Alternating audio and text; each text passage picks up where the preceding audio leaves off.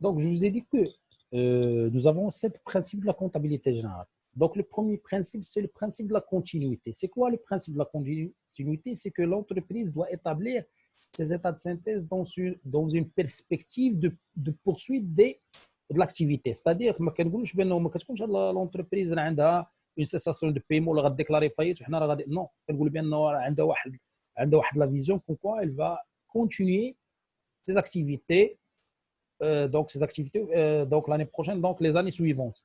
Donc le principe n'est pas conseillé par les sociétés qui vont faire faillite ou qui sont en cessation de paiement. De paiement, c'est-à-dire que l'entreprise, donc elle va être absorbée ou va être absorbée par une autre entreprise où elle va faire où elle va déclarer la faillite. Donc on a dit donc deuxièmement le principe de la permanence des méthodes. C'est-à-dire le principe de la permanence des méthodes, c'est que chaque année, donc l'entreprise doit établir doit établir ses états de synthèse dans les mêmes principes et les méthodes d'évaluation qu'elle a déjà adoptées. C'est-à-dire, ما كنقولوش بانه هذا العام اللي فات راه هذه l'entreprise elle a fait une évaluation de le bien, elle a fait une évaluation de le stock ديالها بواحد la méthode on va voir quelles sont les méthodes utilisées pour évaluer le coût ou la valeur des biens ou la valeur des stocks, surtout la valeur des marchandises. Donc là, elle doit garder, elle doit préserver les principes et les méthodes d'évaluation utilisées par l'entreprise. Donc, le troisième principe, c'est le principe du coût historique. C'est quoi le principe?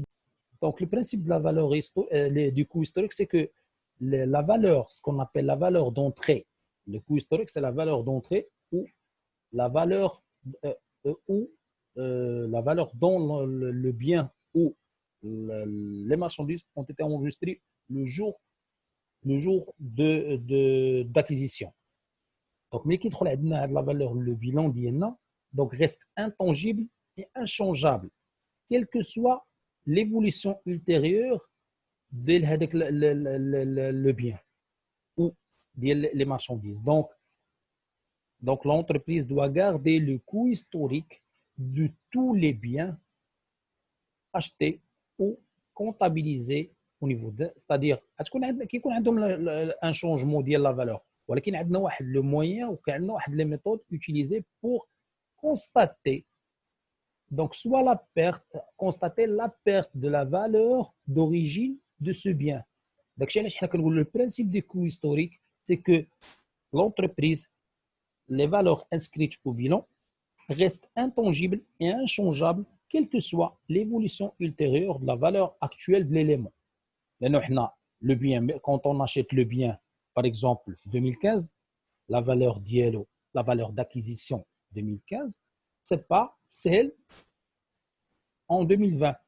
Donc, il y a certes une usure, il y a certes un changement, donc il va perdre sa valeur. Donc, comment on va constater cette perte? Ça, c'est l'objectif, Inch'Allah, de la deuxième partie, Inch'Allah, les travaux de fin d'exercice, quels sont les. Donc, on a le troisième point, le troisième principe. Le quatrième principe, c'est le principe de la spécialisation des exercices. Quand le principe de la spécialisation des exercices, c'est que les charges et les produits doivent être rattachés à l'exercice auquel ils se réalisent effectivement. C'est-à-dire, comme quoi, mais quand on achète le bien, par exemple, je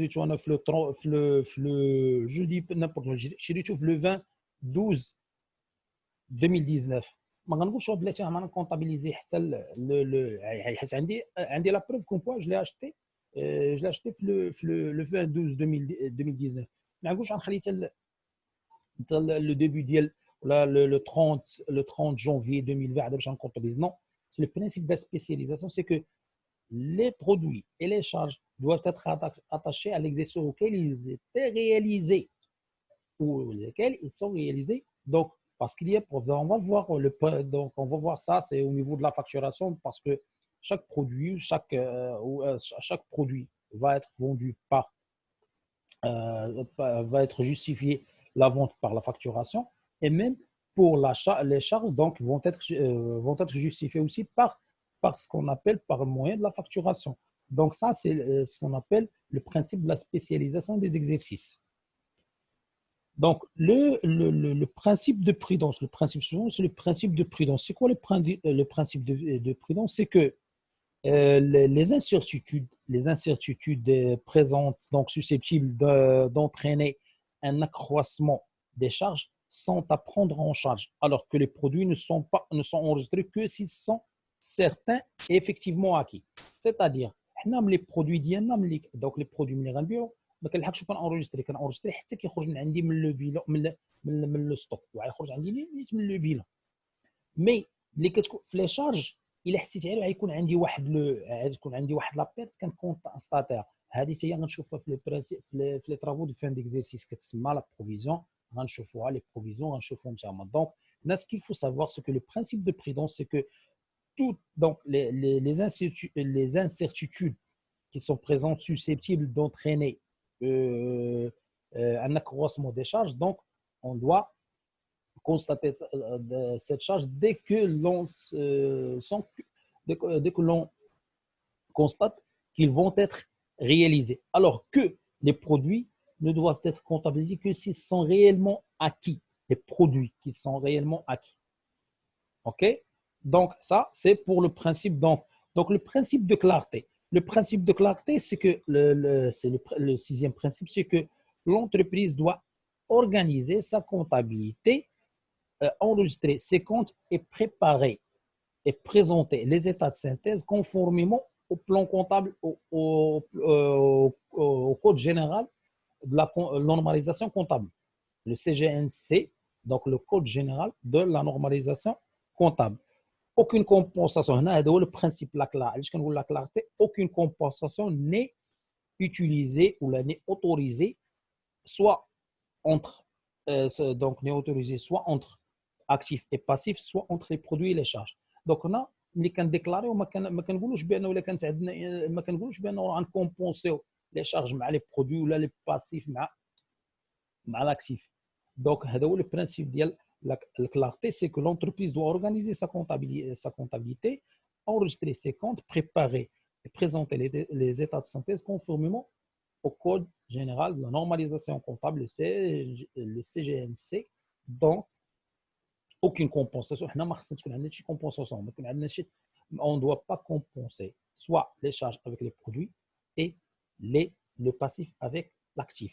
Le dernier principe, ça est un petit peu compliqué, c'est que le principe d'importance significative, c'est que les états de synthèse doivent révéler tous les éléments dont l'importance peut affecter les évaluations et les décisions.